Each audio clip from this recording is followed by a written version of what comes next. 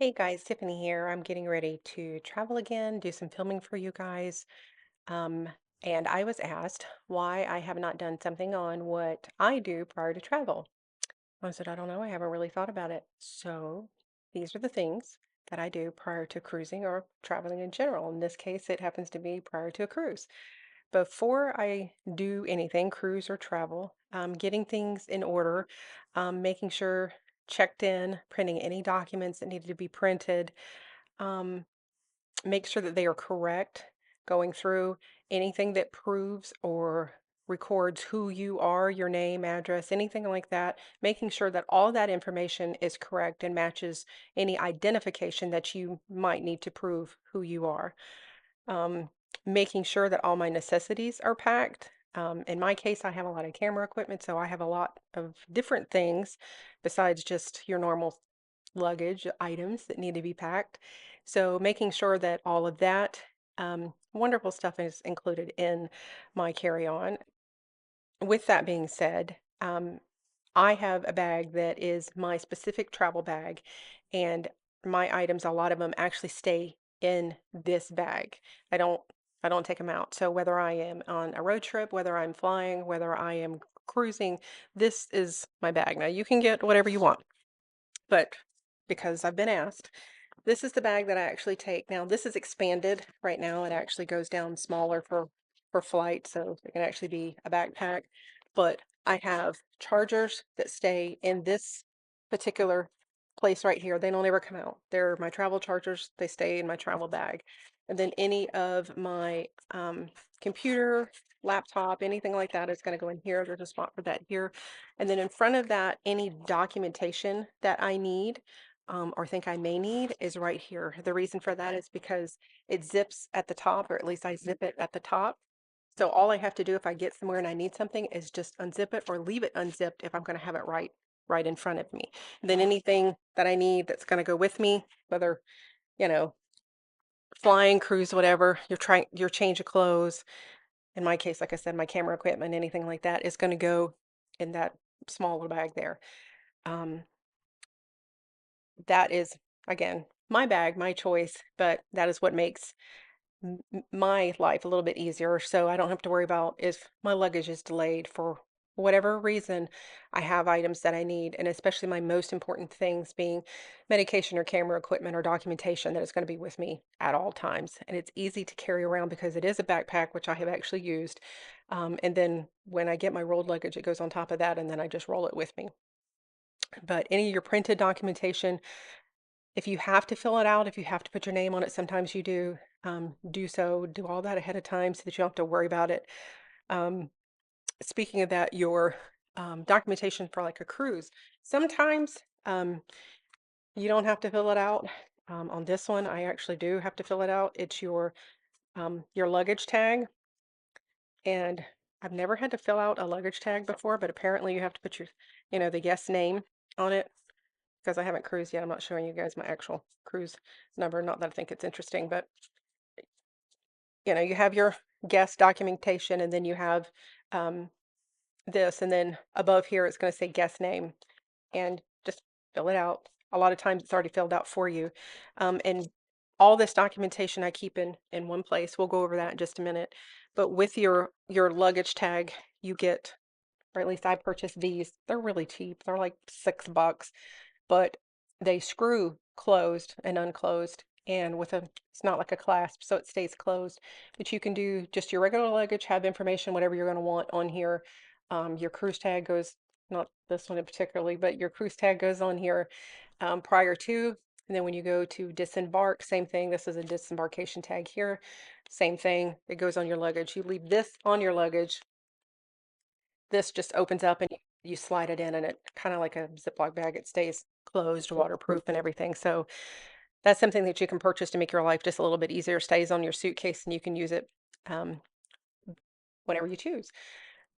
Speaking of suitcases, make sure that your luggage as a whole, whatever it may be, is in good condition. The last thing you want to be is in the middle of somewhere and you not have a way to get from A to B because you have a broken wheel and you now have to carry something or drag it, or you have the wrong luggage. You have something that is impossible to roll. I know in flight situations, you want to be able to get to wherever you're going very, very quickly. Um, Cruise, same thing. You may have a while or a ways to go.